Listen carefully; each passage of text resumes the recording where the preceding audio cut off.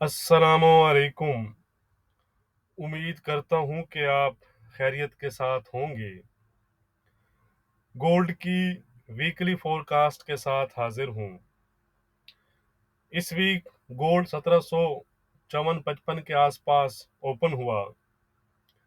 1740 के लो बनाने के बाद एक अच्छी रिकवरी देखने में आई थैंक्स टू चेयरमैन पावल।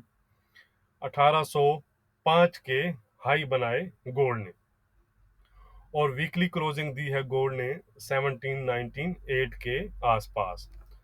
तो वीकली बेसिस पर तकरीबन 2.5% या आप कह सकते हैं कि $43 के गेन के साथ इस वीक गोल्ड क्लोज हुआ है। गोल्ड में इस तेजी की वजह फेड चेयरमैन पावल के डोविश कमेंट्स थे, जिसके बाद डॉलर इंडेक्स और यूएस की बॉन्ड यील्ड में जबरदस्त सेलिंग आई और गोल्ड में हमें अपसाइड नजर आया। ओवरऑल अगर हम इस वीक की बात करें तो वीक के स्टार्ट में कुछ फेड मेंबरान की जानिब से हाकिश कमेंट पास किए गए थे, जिससे गोल्ड अंडर प्रेशर आया था और 1740 के लो बने थे। लेकिन उसके बाद फेड चेयरमैन ने जब एक इवेंट पर अपने कमेंट्स पास किए तो उन्होंने जो रेट हाइक का पेस है उसके स्लो डाउन होने का अंदिया दिया। यानी अब जो पॉसिबल यही है कि नेक्स्ट जो मीटिंग है 14 दिसंबर को, तो उसमें फेड जो है वो 75 के बजाय 50 बीपीएस का हाइक कर सकता है। ये एक आप कह सकते हैं कि क्लू जो मिला फेड चेयरमैन पावल के कमेंट से। उसी के बाद अगर आप देखें तो गोल्ड में हमें तेजी नजर आई। अब अगर हम नेक्स्ट बात करें तो अब फेड का तो ब्लैकआउट पीरियड स्टार्ट हो गया है। यानी अब फेड मीटिंग तक किसी भी फेड मेंबर या उनके किसी के कमेंट्स हमारे सामने नहीं आएंगे। तो आज तक की सिचुएशन के मुताबिक अगर हम बात करें तो फिलहाल फेड मेंबरान में थोड़ा सा आप कह सकते हैं कि जो उनके व्यूज़ हैं उनमें हमें लिटल डिफरेंट जो है वो डिफर जो है वो नज़र आ रहा है। बहरहाल 13 दिसंबर को सीपीआई नंबर्स भी हैं। उसके बाद सिचुएशन ज़्यादा क्लियर हो जाएगी, क्योंकि 13 को सीपीआई नंबर्स हैं और 14 को फेड मीटिंग का आउटकम हमारे सामने आएगा। ओवरऑल अगर हम डाटा को देखें, मसलन जीडीपी नंबर्स और कल जो नॉन फॉर्म पे रोल्स और अनएम्प्लॉयमेंट नंबर्स को, तो उनको अगर हम देखें तो वो फिलहाल फेड को ये रूम दे रहे हैं कि वो अपने रेट को हायर साइड पर सस्टेन या जाकर पीक कर सकते हैं, चाहे वो जो उसका पेस है, रेट हाइक का पेस है, उसको स्लो ही कर दिया जाए। फेड का जो मेन फोकस है वो आपको पता है कि इन्फ्लेशन पर है, लेकिन लगता नहीं कि इन्फ्लेशन बहुत जल्द कूल डाउन तो फेड करेगा उसको, लेकिन बहुत जल्द आप कहें कि वो फेड का जो टारगेट है 2% या 3% के आसपास उसको मेट करे। It's take time. तो इसलिए आप कह सकते हैं कि जो रेट्स हैं उनका हायर साइड पर सस्टेन रहना भी, ये आप कह सकते हैं कि गोल्ड में किसी एक्स्ट्रा ऑर्डिनरी अपसाइड या जो आप कह सकते हैं रिकवरी उसको कैप या लिमिटेड कर सकता है। तो इस चीज़ को आपने जेहन में रखना है। तो ठीक हो गया जी। नेक्स्ट वीक की बात करते हैं। सबसे पहले हम कैलेंडर पर नज़र डाल लेते हैं, नेक्स्ट वीक के इम्पोर्टेंट डाटा और इवेंट्स को डिस्कस कर लेते हैं। इसके अलावा डाटा से आप मुझको डाटा और न्यूज़ के अपडेट्स के लिए टेलीग्राम और फेसबुक पर भी फॉलो कर सकते हैं। लिंक जो है वो वीडियो की डिस्क्रिप्शन में मौजूद है, आप ज्वाइन कर सकते हैं। तो ये है जी मंडे। मंडे को अगर हम देखें तो ईसीबी की जो प्रेसिडेंट हैं उनकी स्पीच है और यूएस के सर्विसेज पीएमआई नंबर्स हैं, इंपॉर्टेंट नंबर्स हैं, ख्याल रखिएगा। ट्यूसडे की अगर हम बात करें तो नथिंग इम्पोर्टेंट। वेडनेसडे की बात करें तो वेडनेसडे को भी आप कह सकते हैं कि कुछ खास हमें नज़र नहीं आ रहा। बैंक ऑफ जो कनेडा है उसकी रेट स्टेटमेंट है अगर आप यूएसडी कैड में ट्रेड करते हैं तो। थर्सडे की बात करें तो ईसीबी की भी जो प्रेसिडेंट हैं दोबारा से उनकी स्पीच है और as usual jobless claim numbers हैं।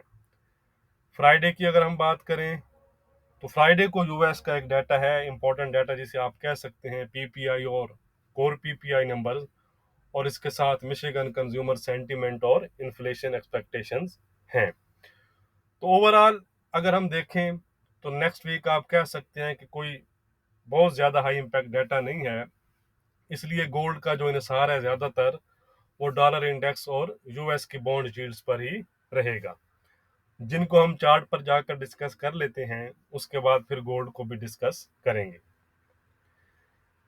यह है जी डॉलर इंडेक्स का चार्ट। अब आप देखें यहाँ से हमारा व्यू पॉजिटिव रहा। इस कैंडल के बाद अगर आपको याद हो, आप मेरे साथ रेगुलर हैं, तो हमारा जो व्यू था वो टर्न क्या होते हैं, नेगेटिव टर्न हो गया। ठीक है जी, पॉजिटिव टू नेगेटिव। उसके बाद आप देखें तो फिलहाल हमें डॉलर इंडेक्स जो है वो डाउन ही नजर आ रहा है और 104.50 के आसपास ऑलरेडी पहुंच चुका है। तो अब यहाँ पर प्राइस खड़ी है, यहाँ पर क्या होना चाहिए या क्या हो सकता है वो हम डिस्कस कर लेते हैं। यहाँ से प्राइस थोड़ा सा आप कह सकते हैं कि 104, अगर मैं एग्जैक्ट बताऊं तो 103.80, 104 का राउंड फिगर 104 ही आप कर लें, यानी कि यहाँ से कोई 50-70 पिप डाउन का भी स्पाइक दे सकता है या जा सकता है, या इसी जोन से भी उठ सकता है।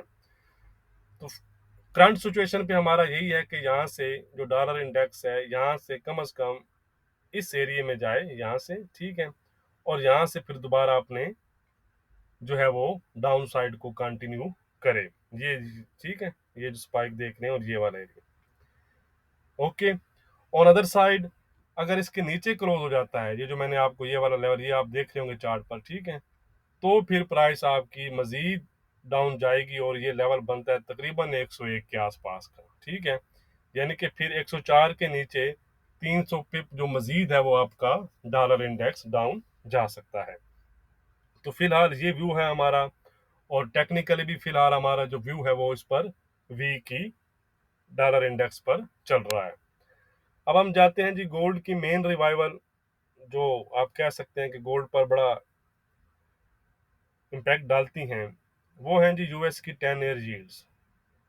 अगर प्रीवियस मैंने डॉलर इंडेक्स की बात भी नहीं की, इसकी भी नहीं करता, इस पे हमारा ये व्यू था कि ये दोबारा इस एरिया को टेस्ट करके 350 तक जा सकती हैं। सेम ऐसा ही हुआ, 350 के आसपास ही आप कह सकते हैं कि क्लोजिंग हुई है। तो ये बड़ा इंपॉर्टेंट लेवल है, बड़ा क्रिटिकल लेवल पर जो है वो यूएस की बॉन्ड यील्ड इस वक्त खड़ी हैं। आप देख सकते होंगे प्रीवियस ये चार्ट पर, ठीक है। तो ये लेवल ब्रेक नहीं होना चाहिए। अगर इन्होंने मजीद, यानी क्या आप कह सकते हैं कि यहीं से वो लेवल है जहां से इसको करेक्शन करनी चाहिए दोबारा से 390 या 4% की तरफ।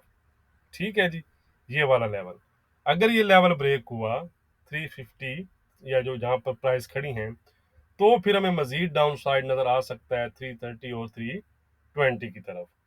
फिलहाल इस पर भी हमारा व्यू आपको पता था कि यहाँ पर पॉजिटिव था, यहाँ से हमारा जो व्यू है इस पर नेगेटिव बना हुआ है, और आप देख सकते हैं कि फिलहाल ये डाउन चैनल में ही चल रही है। तो जैसा कि हमारा व्यू फिलहाल बॉन्ड यील्ड्स और डॉलर इंडेक्स दोनों पर आप कह सकते हैं कि नेगेटिव है, तो इसलिए आपको गोल्ड पर हमारा व्यू पॉजिटिव नजर आ रहा होगा। लेकिन दोनों आप कह सकते हैं कि डॉलर इंडेक्स और बॉन्ड यील्ड्स इस वक्त अपने एक अच्छे सपोर्ट एरिया में मौजूद हैं। इसी वजह से डॉलर जो गोल्ड है वो भी अपने एक रेजिस्टेंस एरिया था, जो हमारा वीकली टारगेट था। हम चलते हैं चार्ट पर। ये है जी गोल्ड का डेली चार्ट। ये प्रीवियस वीक के हमारे जो थे एनालिसिस थे, ये प्रीवियस वीक के लेवल है, इनको मैं डिलीट कर देता हूँ। ओके हो गया जी।